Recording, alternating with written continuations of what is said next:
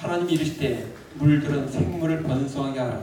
땅 위 하늘의 궁창에는 새가 나를 하시고 하나님이 큰 바다 짐승들과 물에서 번성하여 움직이는 모든 생물을 그 종류대로 날개 있는 모든 새를 그 종류대로 창조하시니 하나님이 보시기에 좋았더라. 하나님이 그들에게 복을 주시며 이르시되 생육하고 번성하여 여러 바닷물에 충만하라. 새들도 땅에 번성하라 하시니라. 저녁이 되고 아침이 되니 이는 다섯째 날이니라. 아멘.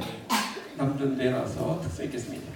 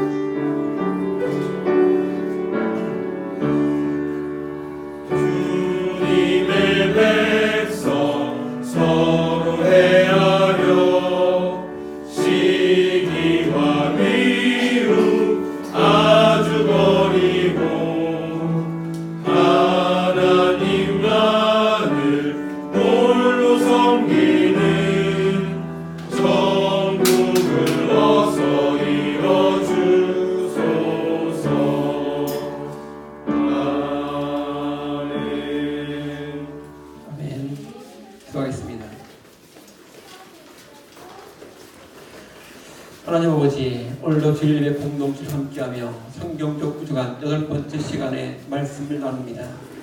우리가 세상을 바라볼 때 온전한 안목을 지니도록 주께서 우리의 마음을 인도하시고 오늘도 그런 관점으로 세상을 바라볼 때마다 주님의 그 마음이 우리의 마음이 되고 주님의 기쁨이 우리의 기쁨이 되며 주님의 역사하심이 우리의 삶들과 적용되도록 인도해주소서. 오늘도 그런 소망 가운데 말씀을 듣는 모든 이심들의 마음마다 감탄하시고 인도해주소서. 예수님의 이름으로 기도합나이다. 아멘. 오늘 성경적 우주관 8번째 시간입니다. 여러분이 최근에 이제 겨울 수련하면서 창세기든 주제를 많이 봤죠.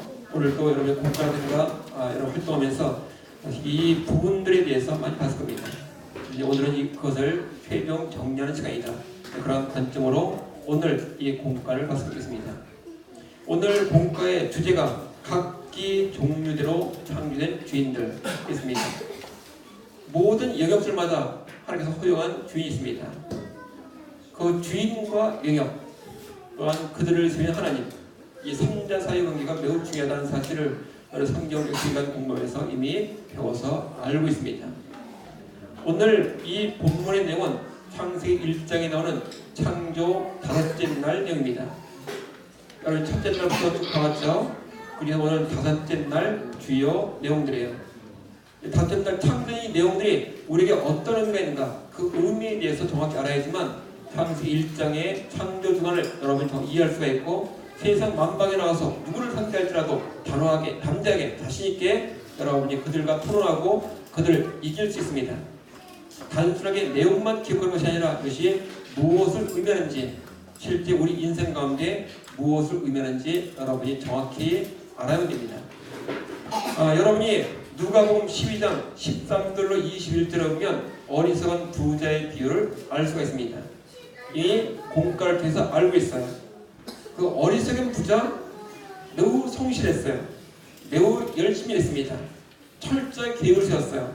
참고 열심히 자기의 곡식을 쌓았습니다. 그런데 나중에 그가 열심히 쌓은 수고가 헛수고가 됐습니다. 하나님이 그 영혼을 데려가시죠. 그러면 참고도 쌓은 곡식도 다 의미가 없습니다. 그것이 무엇을 의미하는가? 바로 오늘 다섯째 날 거기에 대한 우주적인 관점을 우리에게 주고 있습니다. 최종적인 결론은 아주 간단해요. 내가 쌓고 있는 영역이 하나님께서 내게 허락한 영역이 아니면 아무리 많이 쌓아도 의미가 없습니다. 또한 내게 허락한 영역이라 할지라도 하나님께서 내게 쌓도록 명령하신 것을 가지고 쌓아야지 엉뚱한 것을 가지고 쌓아봐야 아무런 의미가 없습니다. 잘못된 영역에 쌓아도 헛수고고 영역이 오라도 잘못된 것으로 쌓아도 헛수고입니다. 수많은 사람이 이런 헛된 인생을 쌓고 있어요. 자기가 쌓은 것을 자기가 누릴 수 없고 자기가 기뻐할 수 없습니다. 그러니까 여러분 지금 이 공과를 보면서 여러분 자신을 살펴야죠. 내가 지금 어떠한 영역에 무엇을 쌓고 있는가? 내가 쌓고 있는 영역, 하나님께서 명령하신 영역인가? 내가 쌓고 있는 것, 하나님께서 요구하시는 기뻐하시는 것인가? 이 두 가지를 정확히 분별해 봐야지만 여러분이 성공적인 인생을 살 수가 있고, 그럴 때만 단잠을 잘 수 있고 평강을 누릴 수 있고 안식할 수 있고 기쁠 수가 있고 인생 마지막 순간에 다 이뤘다 하고서 종립을 찍을 수가 있습니다. 그러한 부분에 대한 전체적인 통합적인 안목을 준 것이 오늘 다섯째 날 이 내용입니다. 그래서 여러분이 이 부분들을 잘 봐야 돼요. 여러분 이제 오늘 본문에 보면 아까 읽었을 때 중요한 단어가 번성하라 그런 단어입니다. 번성하는 것. 일단 여러분이 양이 많아지면 좋겠죠. 양이 많아지면 돈도 양이 많아지면 좋겠고 먹는 것도 양이 많으면 좋겠고 모든 부분이 양이 많아지면 좋을 겁니다. 그럼 번성하라. 이게 과연 양적인 문제인가? 근데 오늘 본문의 내용은 그런 단순하게 양적인 문제만 언급하는 게 아닙니다. 그럼 질뿐인가? 또 질뿐인 내용도 아니에요. 양도 중요하고 그 양의 질도 중요합니다. 여러분 쌓고 있는 부분 그 질도 중요합니다. 그 질이 뭐죠? 하나님께서 요구하신 것인가? 그리고 그 양은 요구하신 대로 정상적으로 살면 그 생명 현상 때문에 점점점 양이 많아지고 번성해서 그 영역을 채우게 있습니다. 그래서 양도 중요하고 질도 중요하다 하는 것들을 알려주고 있어요. 여러분마다 각각 담당하는 영역들이 있어요. 뭐 자기 생활 영역, 자기 방, 자기 공부, 자기 학교, 자기 직장, 자기 교회, 뭐 자기 기원 영역이 있습니다. 그 허락된 영역에 허락된 곳을 채워야죠. 허락된 영역에 허락된 곳으로 채운 것이 양과 질 모두 성공적으로 올바른 것으로 지정된 곳에 채워나가는 방법들이에요. 그것을 알게 하는 것이 오늘 이 제8주제의 중심 주제입니다. 여러분이 그래서 이것을 정확히 분별해 볼 수 있어야 돼요. 근데 그 양을 지정한다고 해서 그 양이 또 그 질이 그냥 온전히 채워지거나 회복되거나 성장하거나 그런 부분이 아닙니다. 여러분이 거기에 대해서 정확한 안목이 있어야지만 여기서 성공할 수가 있어요. 그래서 오늘 이 공과가 그러한 부분에서 매우 중요합니다. 이제 제일 중요한 것 중에 하나가 어떠한 주관자가 있지 않으면 중심이 있지 않으면 그 가운데 채울 것을 채울 수가 없습니다. 그러한 핵심적인 부분을 오늘 이 8주기에서 다루고 있습니다. 여러분께서 먼저 이 내용을 개괄적으로 보고 이 내용 속의 의미를 보고 여러분 삶 속에 적용해 나가고 3단계 과정으로 여러분이 이 공과를 봐야 됩니다. 이미 내용들은 많이 알고 있어요. 반복해서 수없이 들었던 내용이죠. 여러분들이 이 내용을 다 알고 있습니다. 수없이 들었기 때문에 이 다섯째 날 하나님께서 창조하신 주요 사역이 무엇인지 주요 사역 알고 있죠? 그 주요 사역이 두 가지가 있습니다. 크게는 두 가지예요. 이미 화면도 얼핏 본 기억이 있을 겁니다. 물들에는 생물들이 채우시죠? 물속의 생물들입니다. 그리고 땅 위 하늘의 궁창, 여긴 새들이 채웁니다. 그러니까 주요 사역이 두 가지예요. 물들이라는 영역과 땅 위 하늘의 궁창이라는 영역.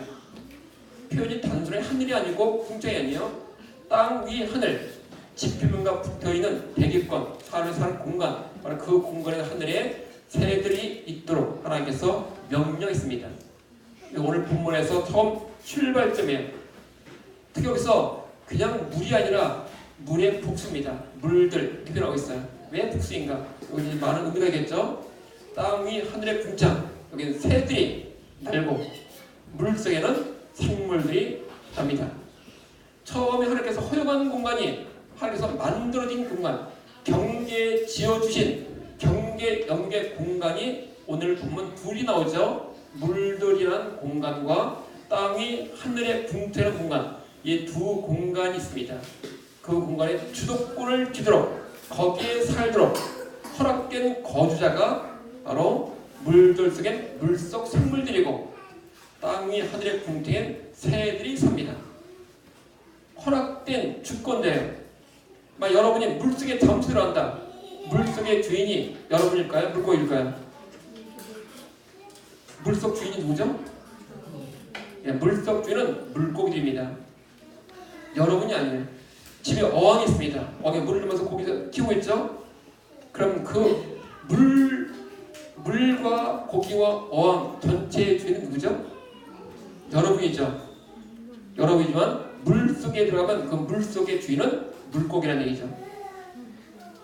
하늘 위의 주인은 우리가 숨쉬면 우리가 주인이 아니라 하나님께서 새들에게 그것을 거두도록 허락했습니다. 새들이 주인이에요. 하늘 위에서 경주하면 우리가 이길까요? 새가 이길까요? 누가 이길까요? 새가 이기죠. 물속에서 물고기와 여러분 경주하면 누가 이기겠어요? 여러분이 이겨요? 물고기가 이겨요? 물고기.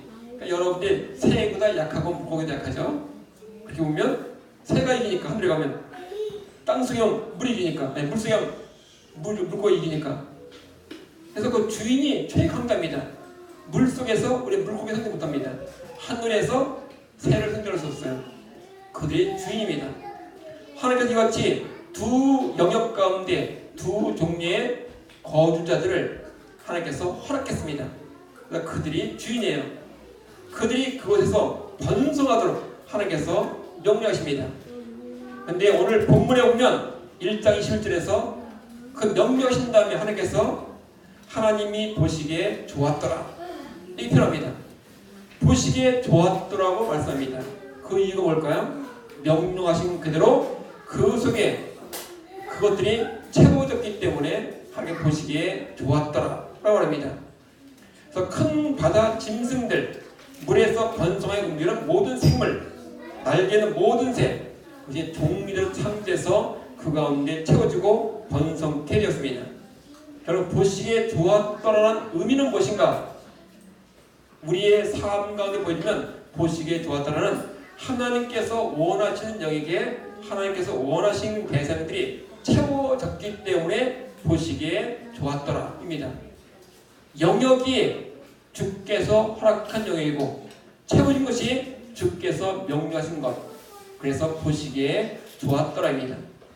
만약 여러분이 지금 예배하러 갔죠? 예배하러 예배당에 왔어요. 허락된 영역입니다. 허락된 영역에서 허락한 마음을 드려야죠. 근데 허락한 영역에서 집에 가서 뭐 놀 거, 집에서 먹을 거 생각한다. 그러면 하나님께서 좋아하실까요? 좋아하실 리가 없죠. 그 이유가 뭐죠? 영역은 허락되어 있는데 채워지는 것은 허락된 게 아니에요. 그건 심판 대상입니다. 그들은 이로써 손바닥 같은 데 매를 맞아야 돼요. 벌 받아야죠. 하나님 그래서 징계하십니다. 허락된 영역에 허락된 것을 채우지 않으면 그런 징계 대상이 됩니다. 여러분 삶 가운데 꼭 그것이 적용되게끔 되어 있어요. 만약 허락된 예외 공간에서 존다. 그럼 매 맞을 일일까요? 아니면 상 받을 일일까요? 매 맞을 일이죠. 왜 매 맞죠? 장소를 허락되는데 채워지는 영역이 하나님께 예배하는 것이 아니라 잠을 채우니까 잘못된 것을 채웁니다. 여러분 책상에 부모님이 공부하도록 책상을 차렸어요. 근데 책상 사람에 공부할 거 하나 있고 먹을 거, 장난감, 별거 이거 채워졌다. 한번 집에 책상 사람 뒤져보세요. 야단 맞을 일일까? 칭찬 일일까? 분명히 부모님께서 허락하시는 것은 허락된 책상에 허락된 것을 놓도록 했지만 허락되지 않은 것이 들어있다. 그러면 그것은 벌받을 일들입니다. 하나님 기뻐하시는 것은 바로 원하시는 대상의 모든 것들을 원하시는 영역 가운데 채워나가는 것. 이것이 바로 다섯째 날 우리에게 주는 성경적 우주관의 기본적인 개념들이에요.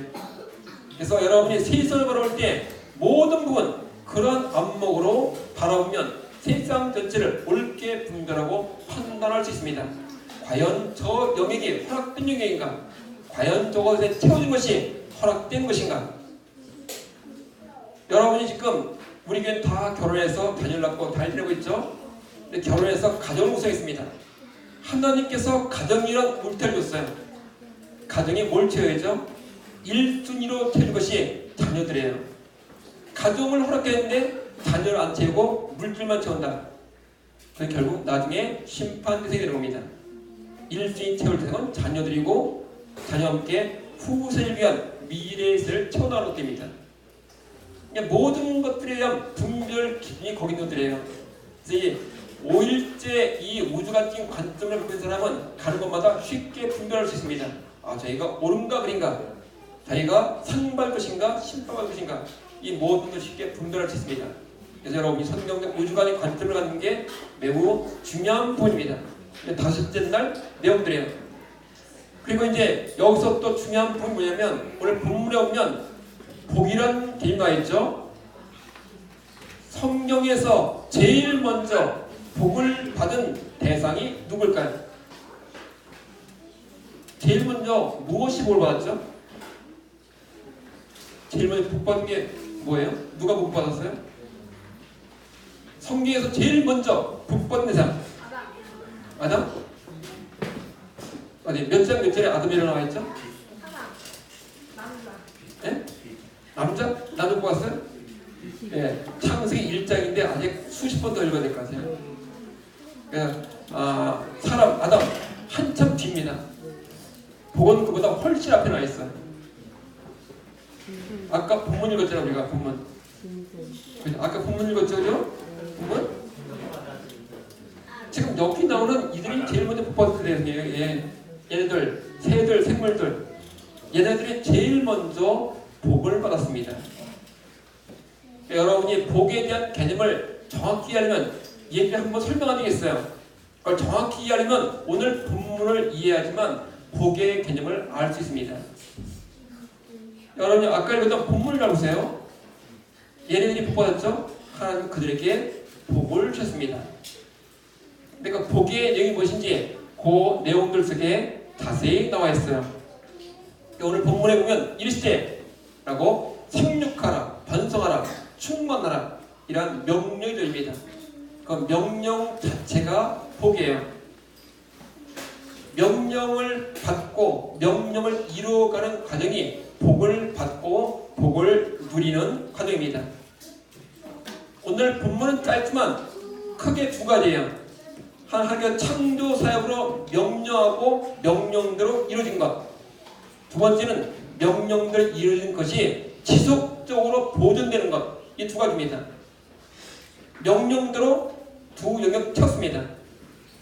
채워진 것으로 끝난 게 아니라 채워진 것이 지속적으로 유지, 보존, 확장, 성장하도록 하나님께서 2차 명령으로 주신 것이 바로 복이에요. 복은 현재 누리고 있는 것이 계속 누려지고 있도록 보존하도록 우리에게 준 2차적인 명령입니다. 생육, 번성, 충만의 명령이에요. 이게 복이에요. 그래서 복을 받은 자들만 생육, 번성, 충만해서 현재 누리고 있는 것, 주신 것, 허락된 영 지킬 수가 있고 보존할 수 있습니다. 여러분의 몸이 현재 보존되어 있다. 복을 받았기 때문이에요. 죽지 않고 살아있죠? 복 받은 겁니다. 집이 그냥 멀쩡하죠? 복 받은 겁니다. 현재 상태가 지속적으로 보존된다. 바로 복을 받아서 누리고 있는 증거들이에요. 복의 개념을 나중에 또 설명하겠지만 이런 기본적인 개념이 여기 출발합니다. 어떠한 소유의 개념이 아니에요. 내게 명령하신 분과 명령받은 나 사이의 관계 속에서 명령하신 분이 내게 준 것을 내가 어떻게 잘 지키고 보존하고 유지 관리하는가, 바로 그러한 부분이 복의 개념입니다. 그걸 누릴 때 기쁨이 있어요. 여러분이 그런 기쁨들, 그런 행복을 느낄 수 있고 즐길 수 있고 함께 감사로 나눌 수 있습니다. 그래서 여러분들이 지금 가정 내에서 자녀로 있죠. 부모님 밑에서 부모님이 여러분들을 키울 때 부모님이 제일 기쁠 때가 뭐겠어요? 자녀들이 뭔가 돈 벌어서 큰 선물 가져올 때 부모님이 기쁠까요? 그런 소유 개념으로 부모님이 기뻐하는 게 아닙니다. 부모님과 자녀 사이에서 그 관계 속에서 나오는 기쁨이 최고예요. 1년에 한 번 100만 원짜리 선물을 주는 것보다 매일 찾아와서 같이 대화 나누고, 이게 제일 큰 복이에요. 그 관계가 바로 오늘 본문의 복의 개념이 바로 그러한 내용입니다. 그 관계가 어떤 것인가. 그래서 그 복에 대한 개념을 명확히 했지만 이후에 요한계시록까지 이어지는 모든 부분의 사실은 말씀 속에 있는 그 복에 대한 개념을 정확히 이해할 수가 있습니다. 그래서 부모는 자녀가 현재 정상적으로 성장하고 건강하게 성장하고 그가 행복하게 미래를 이뤄가고 그 모습만 바라봐도 그게 최고의 감사 기쁨입니다. 무엇인가 주제라도 제일 기쁜 거예요. 바로 자녀를 정상적으로 생육, 번성, 충만케 하는 작업을 진행하기 때문에 자녀에게 생육, 번성, 충만의 모습이 나타나고 있을 때 바로 부모가 제일 기뻐하고 하나님 기뻐합니다. 그게 바로 복을 누리는 것들이에요. 근데 자녀를 키우지 않으면 그 기쁨을 맛볼 수가 없습니다. 이건 간접적으로도 맛볼 수 없는 거예요. 직접적으로 자녀를 키우는 사람만 알 수 있습니다. 바로 그러한 개념들이 오늘 본문 속에 있다는 사실들을 여러분이 알고 있으면 되겠습니다. 그러니까 여러분 이제 창세기 1장 14절에서 31절까지 전체 속에서 각각 어떠한 거주자들이 있는지, 어떠한 주인들인지 한번 과거 배운 내용들을 기억해서 한번 정리해보면 좋겠어요. 어떤 것들이 있는가? 각 영역들, 그리고 거기에 거주자. 하나님은 항상 저 5일차에 행한 역사처럼 이러한 모습으로 제가 진행했습니다. 제일 먼저는 하늘의 궁창, 이게 있죠? 하늘의 궁창. 지난번에 봤던 말씀 중에서 하늘의 궁창, 이런 내용이 있습니다. 이건 대기권 위에 높은 쪽에 있는 하늘 높은 곳에 있는 궁창이죠. 거기에 뭐가 있죠? 해, 달, 별, 천체, 이런 거주자가 주인 역할하도록 있습니다.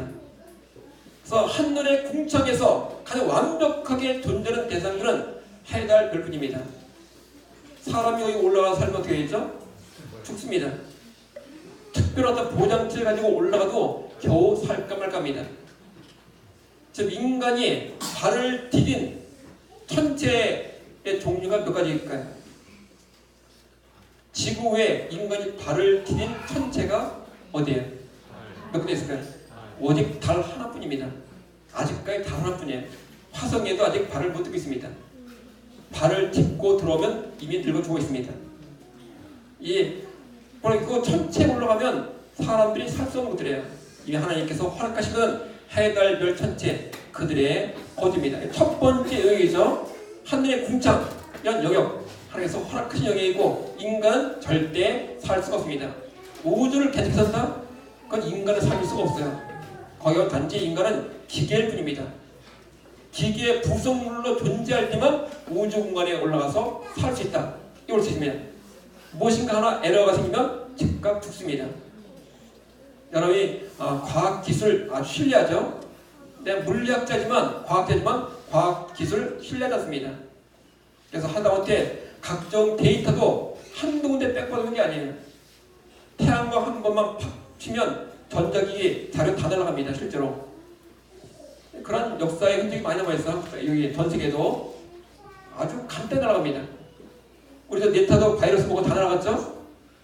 단 한 건 복구 못하고 다 날아갔어요. 그건 뭐 비일비재한 것들이죠. 그 이상입니다. 여러분이 보존한 모든 자료들 한순간 다 날아갑니다. 바로 그런 부분들입니다. 허락된 영역에 살 때만 허락된 인생을 누릴 수가 있습니다. 첫 번째 영역이 하늘의 궁창이고 해달별 천체의 거주입니다. 그리고 두 번째 영역이 오늘 보는 본문이죠. 본문 궁창 아래 물, 이게 물속 생물의 거주입니다. 그리고 오늘 본문에 또 나오는 것 세 번째, 바로 땅 위 하늘의 궁창, 여기 새와 날아다니는 날짐승의 거주입니다. 그게 허락된 겁니다. 그리고 네 번째, 땅에는 이제 이렇게 물반죽이 되어서 물과 흙을 분리해서 이 땅 육지라고 했죠. 여기는 짐승들, 다음 역을 24, 25절에 나오면 짐승들의 거주입니다. 그게 허락됐죠. 그리고 최종적으로 사람들이 이 땅에 거하면서 모든 영역을 다스리도록 사람들에게 이 모든 것들을 맡기셨습니다. 그래서 사람들은 땅에 거하지만 모든 것들을 관리하도록 맡겨줬습니다. 그러니까 사람들이 물속에 들어갈 수 있어요, 없어요? 들어갈 수 있습니다. 거기에 살지 못하지만 들어갈 수 있어요. 하늘에 올라갈 수 있어요, 없어요? 올라갈 수 있습니다. 올라갈 수 있지만 거기 우리 집이 아니니까 원래 살 수는 없어요. 그러니까 허락된 것이니까 관리는 할 수 있습니다. 하지만 관리 차원이지 살 수 있는 곳은 아닙니다. 그리고 이제 이렇게 네 영역들, 총 5개 영역이 구분되어 있다. 이건 여러분이 기억하면 됩니다. 그리고 이제 오늘 본문으로 다시 넘어와서 오늘 본문을 보면 크게 두 무리로 분류할 수 있죠. 용어를 정리해보면 첫 번째가 물들 이렇게 있습니다. 여기는 생물들의 거주였죠. 두 번째는 땅 위 하늘의 궁창, 여기는 새들의 거주지로 되어 있습니다. 이 둘로 구분되어 있습니다. 그래서 물들, 거기에 생물을 표현하는데 생물을 표현한 히브리어가 이같이 세 단어로 되어 있습니다. 그래서 세레츠, 그러니까 움직이는 물을 의미하고 네페시, 호흡하는 물을 의미하고 하야, 살아있다, 그런 의미를 가지고 있습니다. 이것이 이제 물들의 존재는 생물들의 용어 표현들이에요. 그래서 실질적으로 이것이 오늘날 여러분이 알 수 있는 것은 바닷속에 있는 큰 짐승들, 뭐 괴물들, 고래 같은 이런 모든 바닷속의 생물 전체를 지칭하고 있다. 이게 볼 수 있습니다. 그 다음에 이제 땅 위 하늘, 여기 새를 표현할 때 오프란 표현을 하고 있는데 이건 날개로 덮여진 것, 날개가 있는 것, 그 종류를 얘기합니다. 그리고 21절에 보면 이것을 날개가 있는 이런 카나프란 단어를 쓰고 있어요. 그리고 날개 달고서 날아다닐 수 있는, 날 수 있는 날짐승, 이 모든 것들을 표현하는 용어가 이 하늘 위, 땅 위 하늘에 궁창에 있는 생물들을 의미하는 표현입니다. 실제 오늘날 과학적 생물학적으로 그러니까 분류 체계 용어가 아니에요. 그래서 날아다닌다, 물속에서 거닐 수 있다, 이런 식으로 거시적으로 구분한 겁니다. 그러니까 과학적으로 분류해서 틀립니다. 그렇게 주장은 안 됩니다. 설명할 때 당시에 오늘날처럼 생물학적으로 뭐 좋은 거 어떻게 구분하고 그렇게 구분한 게 아니에요. 오늘 많은 과학자들이 있어 이거 틀렸다라고 말하고 있는데 구분 자체 용어가 그런 구분이 아니었어요. 날개를 달고 움직이는 것인가, 물속에 움직이는 것인가, 단지 그러한 정도로 구분된 겁니다. 최근에 많은 과학자들이 창조과학을 계속 공격하고 있어요. 이런 용어들 가지고. 근데 그들은 신학을 공부하지 않은 사람들입니다. 원어를 모르는 사람들이에요. 그러니까 우리가 볼 때 무식한 표현인데 당연히 달랐다고 주장하고 있습니다. 최근에 그런 신문기가 엄청 많이 나오고 있어요. 창조과 공주가 하는 게. 근데 실제 용어상 표현한 것은 그들이 알고 있는 과학 분류 체계로 분류된 이 성경이 아닙니다. 그래서 그 공격할 땐 성경을 가지고 과학이라고 말하지 말라 그럽니다. 우리 뭐라고 말하죠? 과학을 가지고 성경을 말하지 말라 그럽니다. 그래서 과학을 가지고 성경을 말하고 있어요. 성경의 표현 방식이 다른데, 그러니까 자기들도 공격하지 말라고 하는데 자기들은 그것을 가지고 성경을 공격합니다. 정반대 그런 모습을 볼 수 있습니다. 그 이제 창세기 내용 속에서 여러 이제 많은 것들을 볼 수 있는데, 그걸 잠시 놔두고서 창세기 1장 21절 안에는 그 창조란 단어를 한번 보면 지나는 창조를 웬만큼 구분할 수 있습니다. 창세기 21장에 창조란 단어가 나와 있죠. 창조. 또 창세기 1장 1절 보세요. 창세기 1장 1절 거기 창조란 단어가 나와 있죠. 또 창세기 1장 27절 뒤에 가서 27절 거기도 창조란 단어가 나와 있죠. 이 창조, 특히 바라라는 단어가 여기에 세 번 나와 있습니다. 그 창세기 2장 3절에 가면 거기 또 한 번 나옵니다. 그래서 창조주간 전체 속에서 창조란 단어가 총 4번 나옵니다. 1장에 3번, 2장에 1번 나옵니다. 똑같은 단어, 바라는 단어, 그러니까 무에서 유로 창조된 그 단어가 이같이 3번 나오고 있어요. 그럼 이 3번 나온 단어가 다 같이 쓰인 것인가? 그 시기만 다릅니다. 이 3번이 어떻게 구별될 수 있는지 이것만 알아도 여러분 진화론자들의 공격도 막을 수 있어요. 그러니까 중요한 내용입니다. 먼저 창세기 1장 1절 말씀 한번 읽어보죠. 창세기 1장 1절. 와, 엄청 많이 읽어요 여러분들. 우리 교회에서 끝날 죽을 때까지 막 수백 번 읽을 겁니다. 창세기 1장 1절. 창세기 1장 1절 한번 넘겨보세요. 같이 읽습니다. 시작. 태초에 하나님이 천지를 창조하시니라. 그래서 천지를 창조하신 그 모습 속에서 창조, 발화라는 단어가 있습니다. 무에서 유예요. 그래서 이 1장 1절은 창조시 천지를 창조하신 그 기원에 대해서 없던 곳에서 생긴 종합적인 기원에 대해서 발화라는 단어를 쓰고 있습니다. 이게 1장 1절입니다. 오늘 보면 1장 21절 보세요. 1장 21절 같이 다시 한번 읽어보죠. 1장 21절 시작. 하나님이 큰 바다 짐승들과 물에서 번성하게 움직이는 모든 생물을 그 종류로 날개 있는 모든 새를 그 종류로 창조하시니 하나님 보시기에 좋았더라. 오늘 창조 나왔죠? 앞에 첫째, 둘째, 셋째, 넷째 날 창조하신 것과 다섯째 날 창조한 것 뭐가 다를까요? 이 1장 1절 다음에 중간에 없다가 1장 21절에서 발한다는 뜻이 있습니다. 근데 그 사이 창조한 것과 오늘 여기서 창조한 것 뭐가 다르죠? 다른 걸 알아야죠. 이게 뭐가 다를까? 1장 21절에서는 이건 생명체입니다. 호흡이 있는 생명체, 네페시 이런 단어가 호흡이에요. 호흡. 호흡계, 호흡을 하는 생명체의 탄생입니다. 그 이전은 다 무생물이에요. 무생물로 있다가 생명체가 나올 때 그때 이 바라라는 단어를 쓰고 있습니다. 그래서 네페시 말해서 혼이라는 단어를 쓰고 번역하지만 주로 호흡이라는 단어입니다. 그러니까 마음의 허파처럼 이 호흡할 수 있는 숨을 쉴 수 있는 이러한 생명체 여기서 처음 등장한 그 상태를 바라고 말합니다. 그래서 무생물 상태로 존재했다가 하나님이 창조해서 생명체가 존재했어요. 여러분 생각에 무생물, 생명이 없는 존재가 생명이 있는 존재된다. 누가 할 수 있을까요? 하나님 외에는 어떠한 만능의 과학자도 할 수 없습니다. 천재 하라고 해도 무생물에서 생명을 만들 수가 없어요. 그리고 나중에 이제 과학시간 배우면 파스텔의 실험한 게 있습니다. 그래서 썩은 고기에서 뭐 생명체 생기는가? 생길 수가 없다. 이미 결론 내놓고 진화들은 생길 수 있다. 주장합니다. 자기들이 결론 내놓고 자기들이 생길 수 있다. 가능한 것들이에요. 누구도 생명체를 만들 수 없습니다. 지금도 여전히 생명체를 만들 수 없어요. 한번 여러분이 진화론 과학자가 붙어서 한번 물어보세요. 생명체 만들 수 있어요? 물어보세요. 생명체를 못 만듭니다. 그런데 진화가 맞다고 주장합니다. 완전히 모순이에요. 근데 자기들은 이게 맞다고 주장합니다. 어떻게 생각해? 은영이 어떻게 생각해? 딱 가서 이제 생각하고 뭐 진화론 주장하는 애들이 있을 거예요. 한번 물어보세요. 생명체 만들 수 있는가? 근데 진화론에 맞다고 주장하는가? 두 가지, 모순된 두 가지를 믿고 있습니다. 생명체는 만들 수 없는데 진화가 맞다. 앞뒤가 맞죠? 우리는 생명체 만들 수 없다. 하나님만 만들 수 있다. 하나님 하신다. 창조론입니다. 간단한 명령한 것들이에요. 그래서 1장 21절 다섯 날 이 바라 창조란 단어가 거기 있습니다. 무생물 상태인데 하나님께서 생명을 주어서 호흡하는 생명체가 탄생했다. 이것입니다. 이것은 우리의 어린이들도 이해할 만한 것입니다.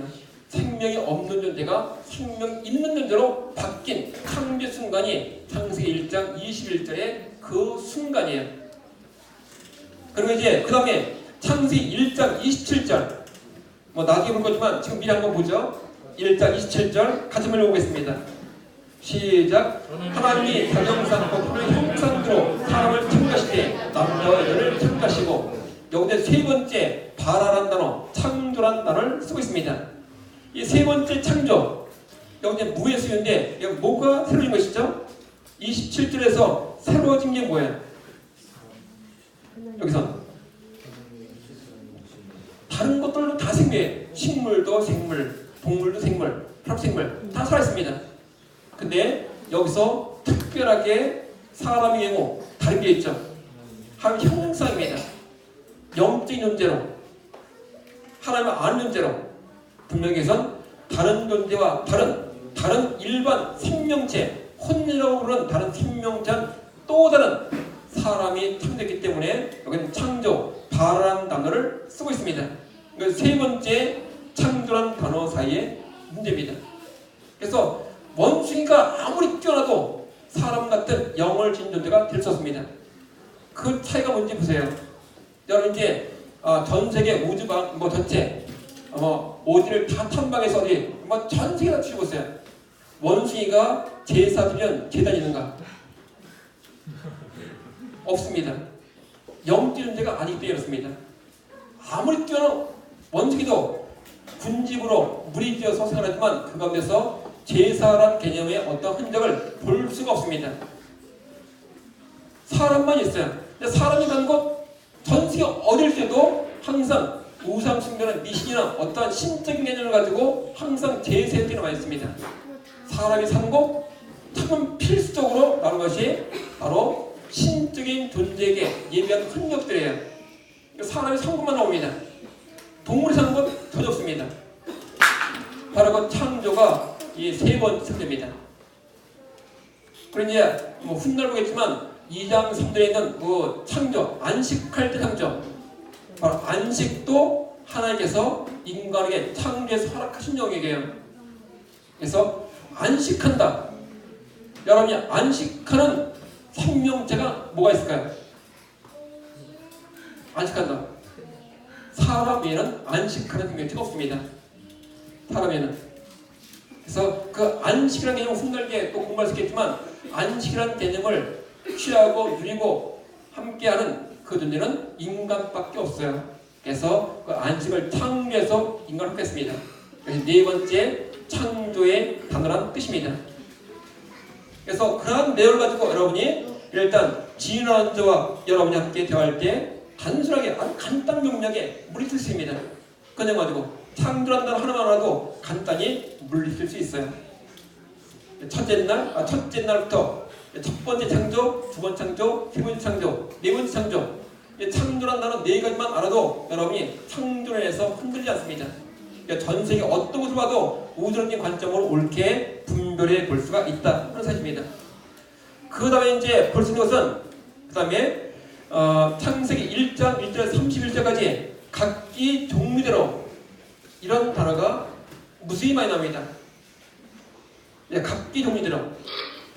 여러분 이제 각기 종류대로 라는 단어가 이제 얼마나 많은지 한번 잘 지워보세요. 각기 종류대로. 1장 1절에서 30절까지 각기 종류대로 이런 단어가 몇 번 나올까요? 각기 종류대로.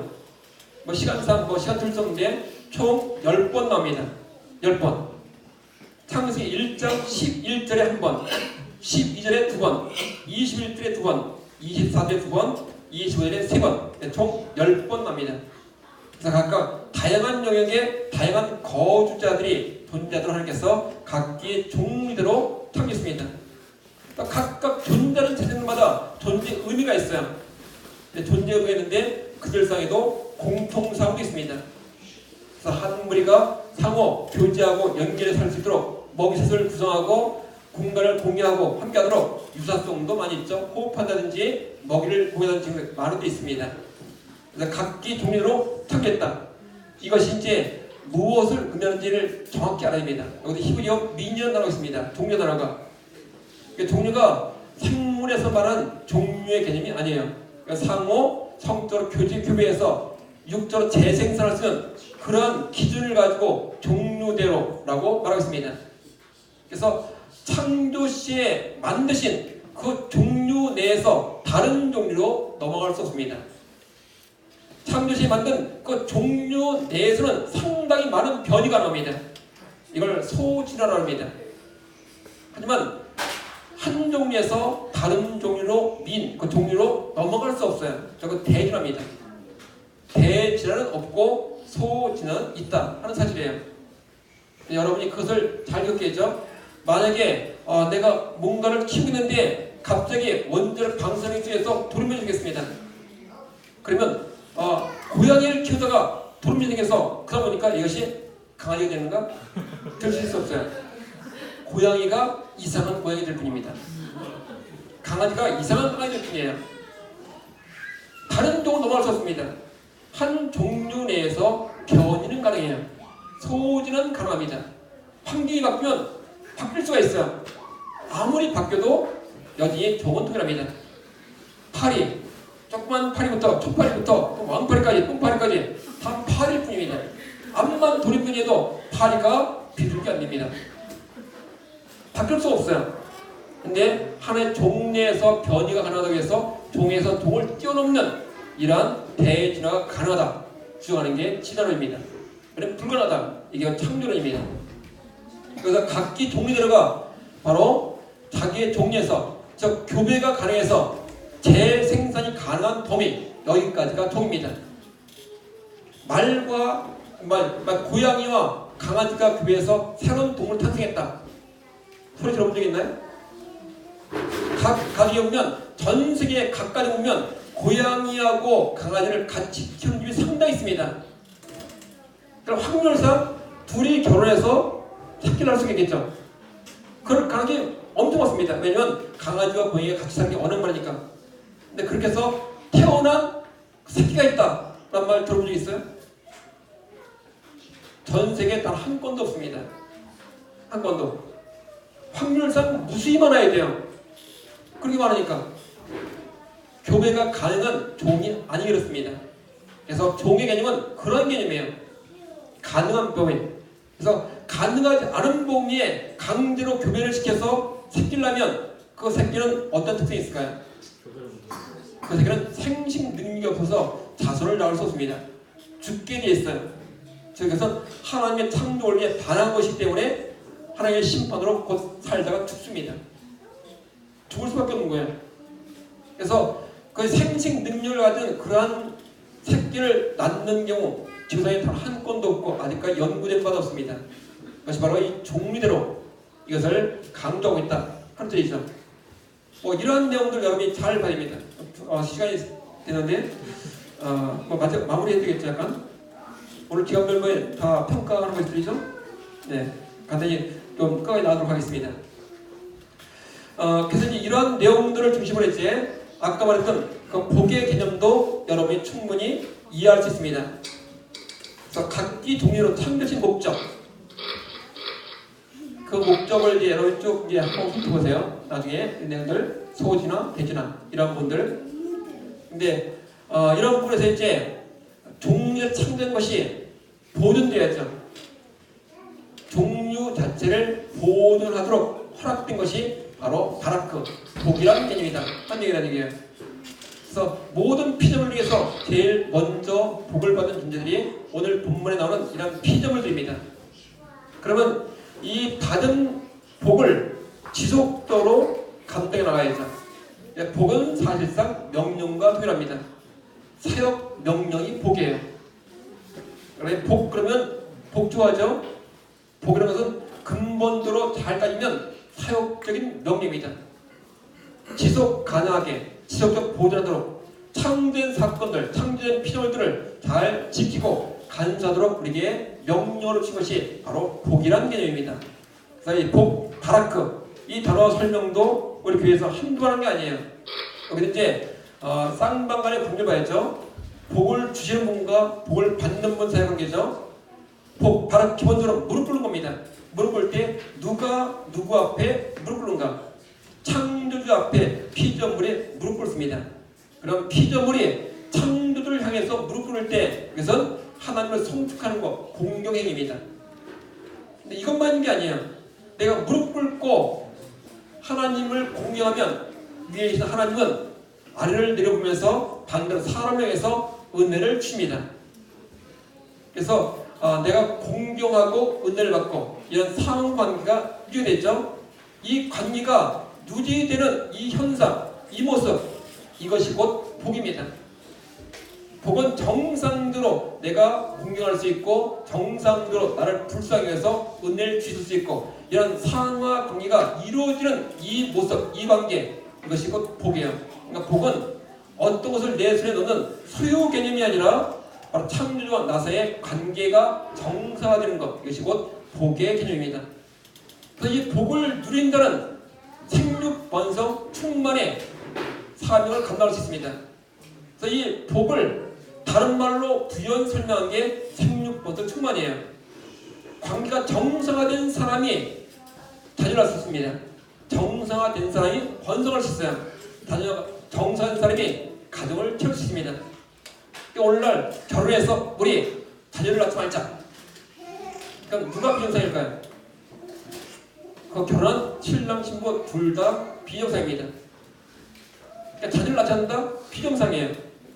하나님께 주신 복을 차버린 겁니다. 즉 복을 차버린 것은 단순하게 복을 차버리고 끝나는 게 아니라 사역 명령을 거부합니다. 불순종이에요. 나중에 심판이 된다. 그런 얘기입니다. 그래서 정상적으로 생육하는 것, 그 복을 받은 자들만 생육할 수 있고 번성할 수 있고 충만케 될 수 있습니다.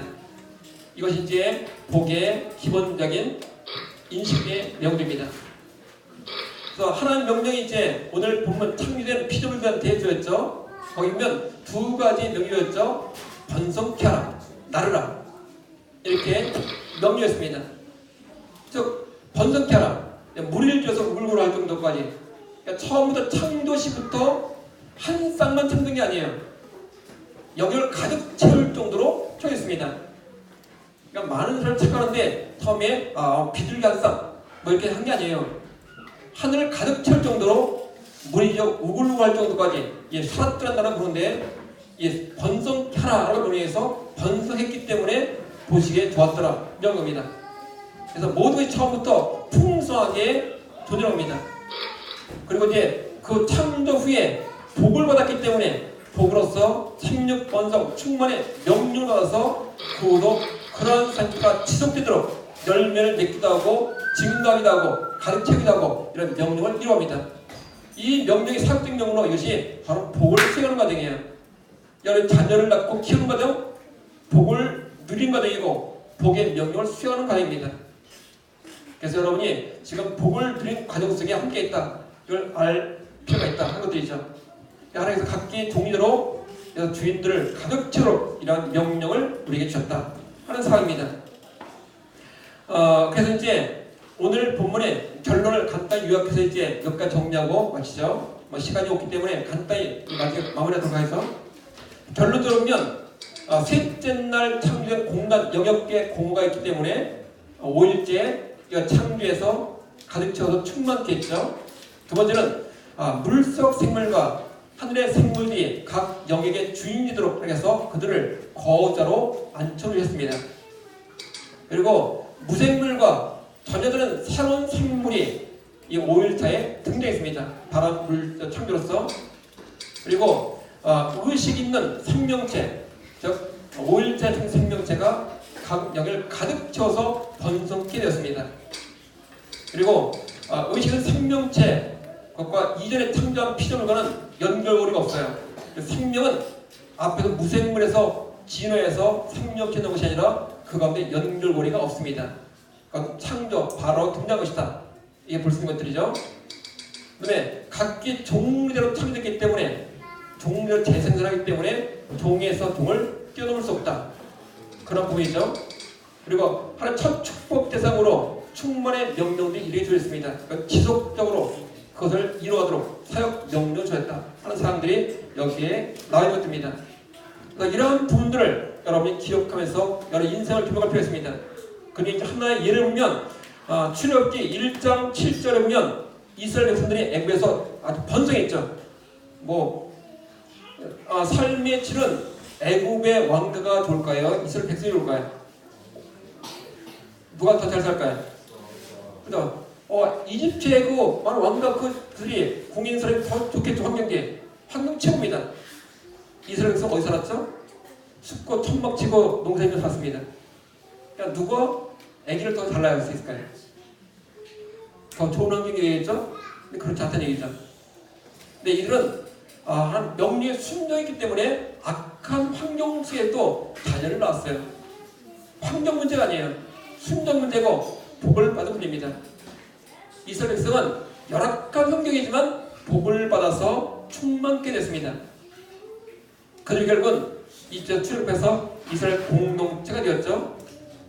그리고 바벨론 포로 끌려서 마찬가지입니다. 포로 끌려가서 바벨론 왕들은 잘 살고 이스라엘 백성은 노예였어요. 근데 인구가 워낙 많았습니다.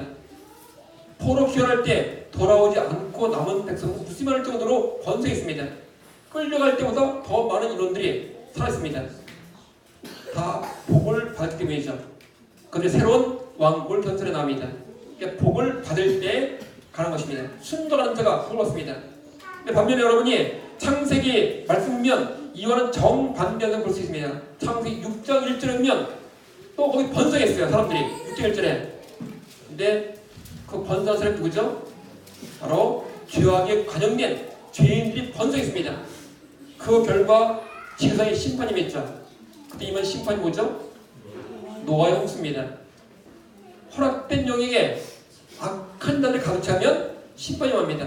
허락된 영역에 축복받은 영혼이 가득 차면 하나님께서 그들을 새로운 나라로 이끌어 가십니다. 이게 성경상의 인물의 모든 모습입니다. 결국 아까 처음 말한 것처럼 내게 허락된 영역에서 허락된 것으로 채워나가는 그런 복을 받는 삶, 이것이 우리에게 필수적인 인생이고 세상을 진단할 때 정확히 진단하는 유일한 방법입니다. 여러분들에서 오늘 허락된 영역을 살피고 허락된 것을 가지고 그들 채워나가는 번성케 하는 삶으로 나중에 새로운 길로 더 좋고 아름다운 나라를 이끌어가시는 하나님의 인도하심 속에서 승리하기를 주의 이름으로 축원합니다. 하나님 아버지, 오늘 우리가 성경적 우주관 8번째를 봤습니다. 진정 내게 허락하신 영역을 알게 하시고 허락된 것을 채워나가는 열심과 충성으로 복을 누리는 우리 모든 예신믿도록 인도해 주소서. 예수님의 이름으로 기도합나이다. 아멘.